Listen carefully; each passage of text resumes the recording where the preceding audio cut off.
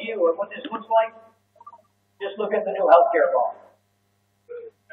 It's a law that says if this law conflicts with your religious freedom, with your own religious conscience, with the First Amendment of the Bill of Rights and the Constitution, government wins. If he's willing to do things like this before his difficult election, imagine the kind of government we will get if he gets reelected and never has to face a voter ever again.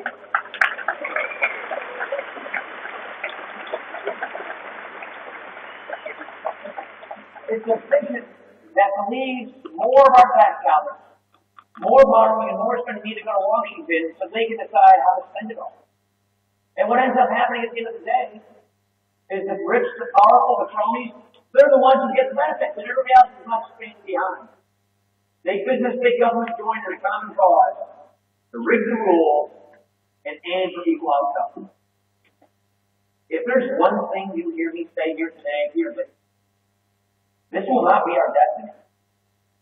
Americans will never stand for this shrunken vision of our future. This is not who we are.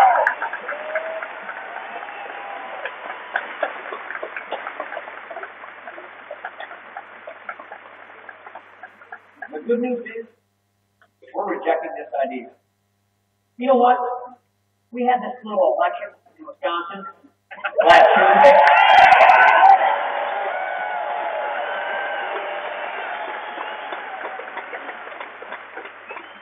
My buddy, my governor, my friend, Scott Walker,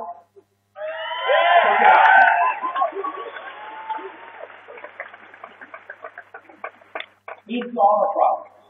He campaigned on fixing the problems in our state government. We thought it was sort of common sense that people who work for the government should pay something for their health and retirement benefits like everybody else who pay the taxes to fund the government.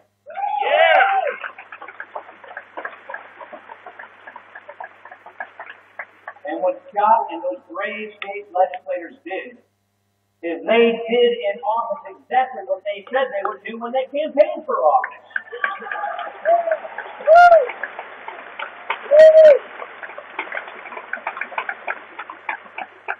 And the people rewarded him by returning him with a bigger vote margin than the one he originally got elected with.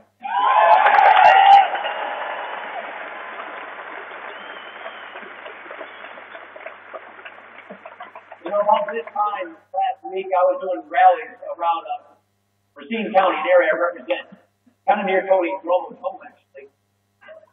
And I heard three different people at three different times say, we're going to be the Texas of the Midwest in Wisconsin.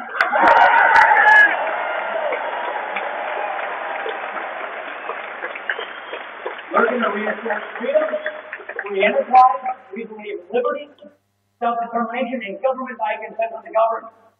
The government works for us, not the other way around, and we reassert that in Tuesday.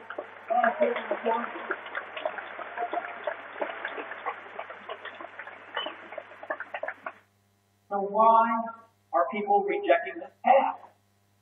I'll tell you why. Because we know that if we replace the American Opportunity Society with President Obama's government-centered society, we will abandon the blessings of liberty that our founders established and that our veterans secured.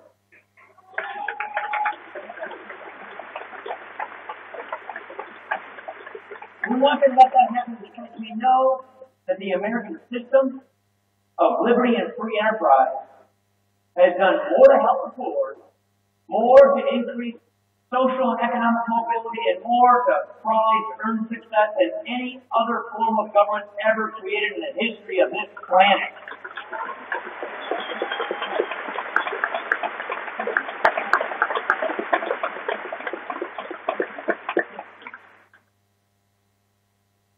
Look, it is rare in American politics to arrive at a moment in our history where the next election will determine the fundamental nature of American democracy and of the social contract.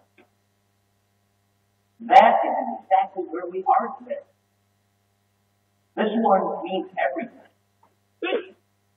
The president is pursuing a vision of of a government-centered society.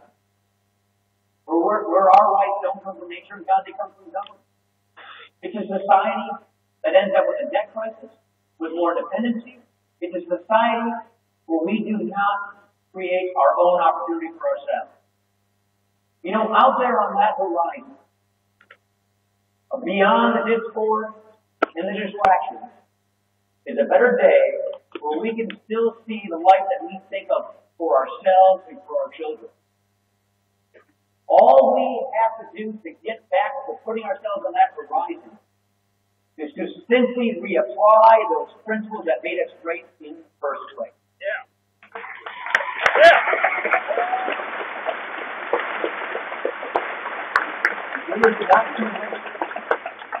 It is not too late to reignite the American Renaissance, to renew this country. If we take those corporate liberty, freedom, free enterprise, government by consent of the government, if we create the space to get our government back, we will turn that American idea back on. And what is great is Americans know this. Texans, you get it.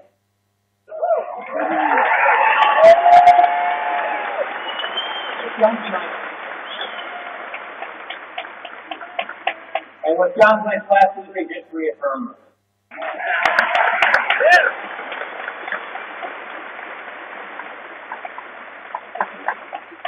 This means we leave it all on the field. This means we do everything to get our country back. This is it. And you know what's going to happen? On Wednesday morning, November the 7th, we're going to wake up. And we're going to look back. And we're going to know this is the first day where we get our country back on track. Thank you very much, everybody.